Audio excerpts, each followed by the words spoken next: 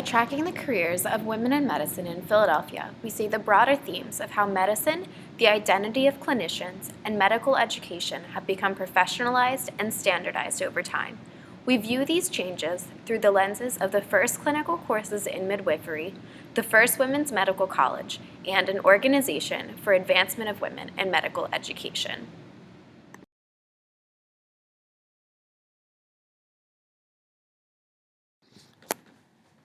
Before 1850, formal medical education was routinely forbidden to women. However, the practice of midwifery had existed as a recognized female occupation since ancient times. Still, for most of history, its practice was largely unstandardized and unempirical. It retained an identity as a practice based on tradition and folklore, and historically was not considered a formal medical profession.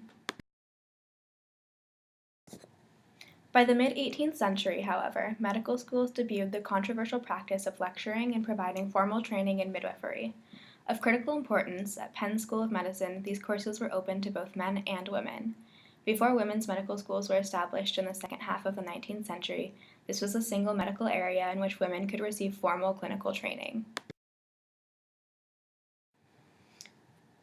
William Shippen, Jr. was a lecturer in Penn's medical school in the last half of the 18th century.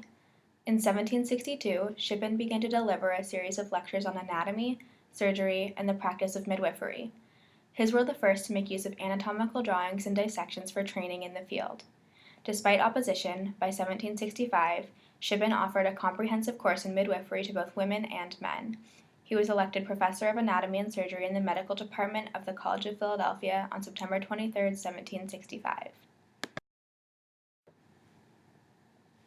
Although Shippen's courses were criticized by both males who found the idea of men in midwifery repulsive and females who mourned the loss of traditional practices, his work was critically important in standardizing practices in the field. He advised against the unnecessary use of instruments in birthing and spoke openly about preventing women's suffering. He also provided clinical knowledge about women's diseases and treatment.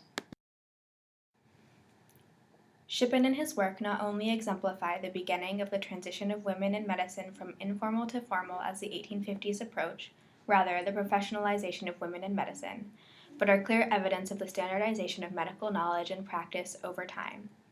While midwifery had existed as a field whose practices were passed down in a sort of folk tradition since the dawn of time, Shippen pioneered the formal education of both male and female practitioners in the field.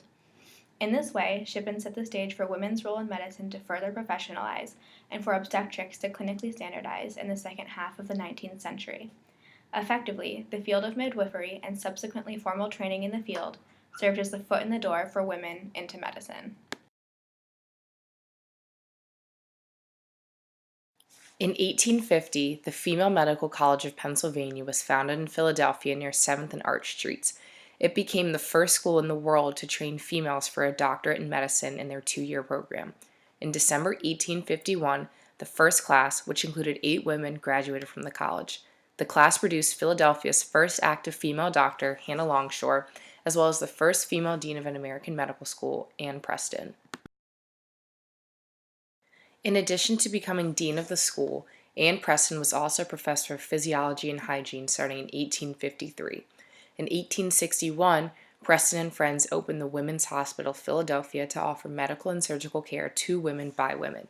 The hospital also provided clinical experience to medical students and trained nurses.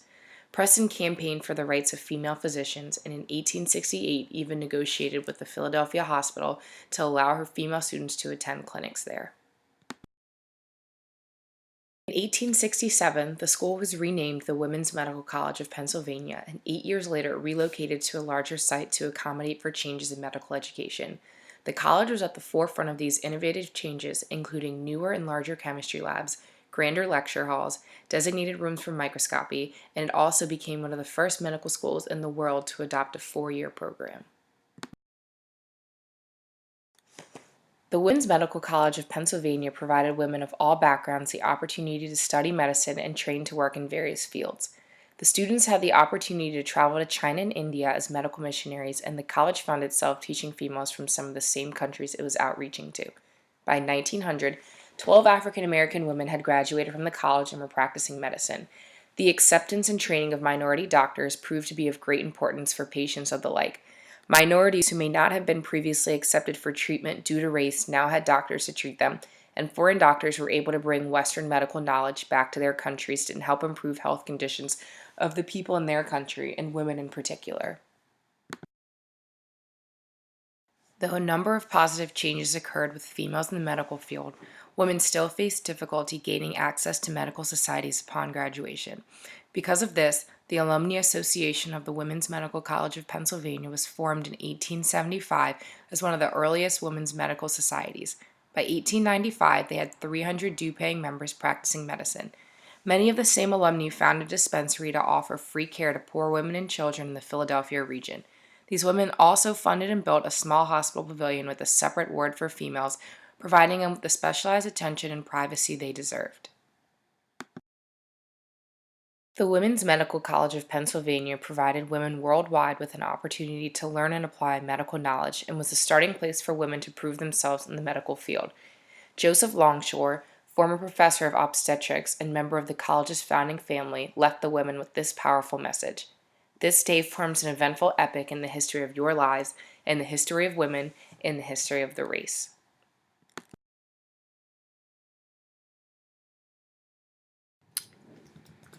In the post-1920s period, we see how the expectations for physicians' knowledge and behavior expand greatly to be more standardized, professional, and academic. It also reveals how much biomedicine has become dominant, but still fails to provide quality care to all sectors of the population. The FOCUS program at Penn Med is an excellent lens to see these themes.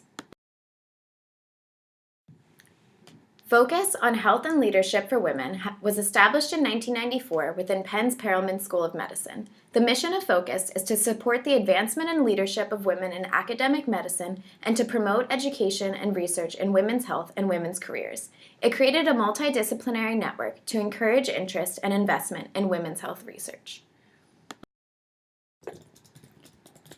The organization offers paid fellowships, networking events, and publishes breakdown of gender statistics yearly, along with more intensive research about women in medicine and women's health.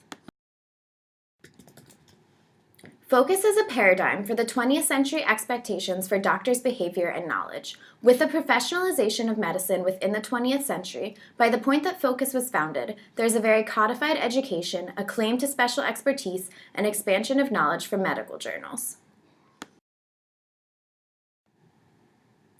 Focus highlights the importance of medical education, fighting for women's rights in academic medicine. Medicine is no longer just a practice of treating patients, but is also an elite educational career, as doctors can be PhDs, scholars, and professors. Focus works not just to help women get into medicine, but for them to work within the established hierarchy to become recognized, respected, and tenured professionals. The fact that there is an organization created solely to promote women in medical academics proves how medicine and research have become intertwined and how critical education is to the profession of medicine. Focus is an excellent illustration of how biomedicine has developed, but still fails to serve the American population equally. From the mid-1960s, the number of female applicants and graduates of U.S. medical schools has continually increased. In the 1950s and 60s, only about 10% of applicants were females, but since the 1990s, women make up about half of medical students. Despite the increase in female physicians and in the development of medicine for women, including safer procedures for hysterectomies, abortions, and birth control, women have not received equal health care in relation to men. There have been many campaigns for women's health to be more subsidized, but the issue is often extremely politically charged. Similar to the Boston Women's Health Collective's mission to help women advocate more for their own health, Focus is working to generate research and funds to improve the state of healthcare for women. Focus on Health and Leadership for Women is a lens to see the professionalization, standardization, and inequality in medicine in post-1920s America. With professionalization and emphasis on education, the advancements did not benefit all groups equally. Female physicians have more equal representation in medicine, but recently, organizations like Focus are fighting for equal opportunity for recognition and promotion. Female patients are also not receiving the same quality of care and reaping the benefits of this new medical knowledge, leading to the fight for high-quality, low-cost women's healthcare.